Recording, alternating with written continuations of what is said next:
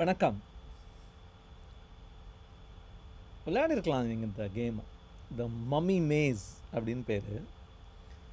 ஒரு துணி சுற்றின ஒரு செத்துப்போன எஜிப்ஷியன் மம்மி. நீங்கள் ஒரு பிரமிடில் ஒரு மேஸில் போயிட்டுருக்கீங்க, உங்களை சேஸ் பண்ணிட்டு வரும். இதில் என்ன ஸ்பெஷல் அப்படின்னா, இந்த மம்மிக்கு ஸ்ட்ரென்த்து ஜாஸ்தி. நீ ஒரு அடி எடுத்து வச்சா அது 2 அடி எடுத்து வைக்கும். ஆனால் அதுக்கு மூளை கம்மி.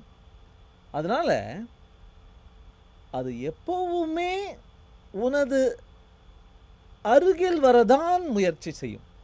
அதாவது கொஞ்சம் மாட்டிக்கிட்டோம், நடுவில் செவுரு வந்துருச்சு, கொஞ்சம் அப்படி போய் சுற்றி போகலாம் அப்படின்னா அது சுற்றுவதனால் if I am going to be going farther away from you I won't move. இங்கே பாருங்கள்,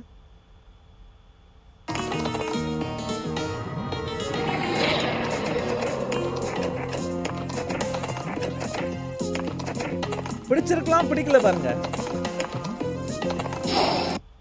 அது நகர மாட்டேங்குது. ஏன்னா நான் நகர்ந்தா உன்கிட்ட தூரம் போயிடுவேன். உன்னை பிடிக்க முடியும் நான் நகர்ந்து அப்படி சுற்றி வந்தேன்னா, ஆனால் நகர மாட்டேன். மூளை கெட்ட மம்மி அது. What is the lesson there? There is a little lesson. கொஞ்சம் பாருங்க. My dad used to run a typewriting institute for a very long time before computers became famous. Typewriting lower pass பண்ணிட்டேன், higher pass பண்ணிட்டேன், ASDF அப்படிலாம் சொல்லுவாங்களே, அந்த typewriting training institute நடத்திட்டு இருந்தார். He used to take students in batches for the exam. And one advice அவர் கொடுப்பார் ஸ்டூடெண்ட்ஸ்க்கெல்லாம். இந்த இதுக்கு முன்னாடி கூப்பிட்டு ஒரு அட்வைஸ் கொடுப்பார் எக்ஸாமுக்கு முன்னாடி. கவுண்டர் இன்ட்யூட்டிவாக இருக்கும் அந்த அட்வைஸ். என்ன சொல்லுவார்னா, ஆல் ஆஃப் யூ ஸ்டார்ட் அப்படின்னு ஒரு பெல் அடிக்குமே, உடனே கடப்படன்னு அடிக்க ஆரம்பிக்காதீங்க. Relax, take pause, plan, then slowly gently get into the game, get into the rhythm அப்படின்னு சொல்லுவார். Interesting piece of advice. Rubik's cube எடுத்துட்டிங்கன்னா, you can even ask some of the best experts. They will all agree that it is impossible to keep solving the cube and finally reach the final all perfect colored faces without temporary distraction. ஒரு அளவுக்கு நான் அழகாக கொண்டு வந்துட்டேன், ஒரு top பண்ணிட்டேன், அல்லது ஒரு ப்ளஸ் கிராஸ் மார்க் கொண்டு வந்துட்டேன், ஏதாவது ஒரு ஸ்ட்ரக்சர் கொண்டு வந்துட்டேன். இதிலிருந்து என்னுடைய எண்ட் கோல் போகிறதுக்கு, அந்த மம்மி பண்ண மாதிரியே எண்ட் கோல் போகிறதுக்கு இதை நான் டேமேஜ் பண்ணாமல் அங்கே போகணுன்னு ஆசைப்படுறது may not even be possible அப்படின்னு எல்லா கியூப் சால்வர்ஸும் ஒத்துப்பாங்க. இட்ஸ் ப்ராப்ளி இம்பாசிபிள் அப்படின்னு. If you want to shoot forward you have to pull back first. I won't pull back, I will only shoot forward அப்படின்னா your arrow won't go far enough. You need to plan for some slack. You'll have to pull back. உன்னுடைய elbow பின்னாடி போகிறதுக்கு இடம் வேணும். நீ shoot முன்னாடி தான்டா பண்ணுற அப்படின்னு இல்லை. அமெரிக்காவில், வைல்டு அமெரிக்காவில் த ரேம் அப்படின்னு அந்த பேட்டரிங் ஸ்கல் இருக்குமே, அந்த RAM. See what happens when those two rams come together. At கெடா.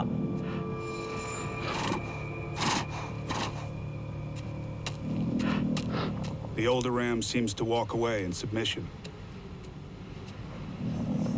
But his posture is known as the low stretch. It means, you want a piece of me? Come get it.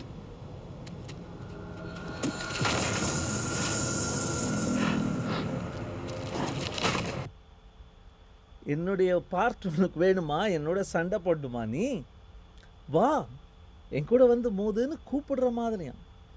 ஒரு 2 step பின்னாடி போகுதான், பயந்து ஓடல.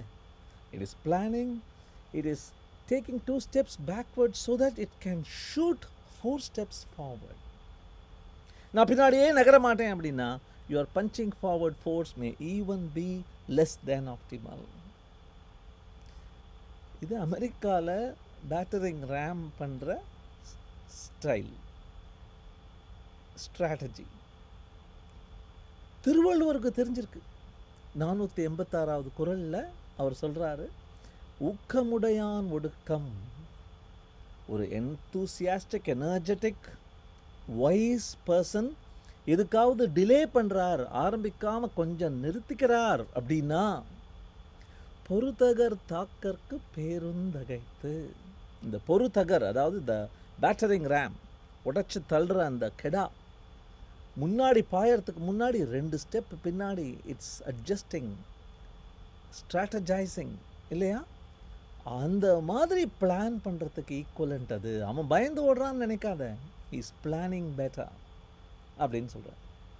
So the message I take away from these 4-5 little tidbits I have given is, it's probably not always forward. எப்போவுமே முன்னோக்கி முன்னோக்கி இல்லை.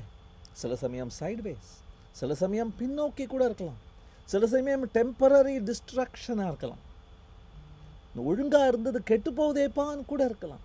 ஆனால் அந்த டெம்பரரி கன்ஸ்ட்ரக்டிவ் டிஸ்ட்ரக்ஷன் அப்படின்னு சொல்லலாம்.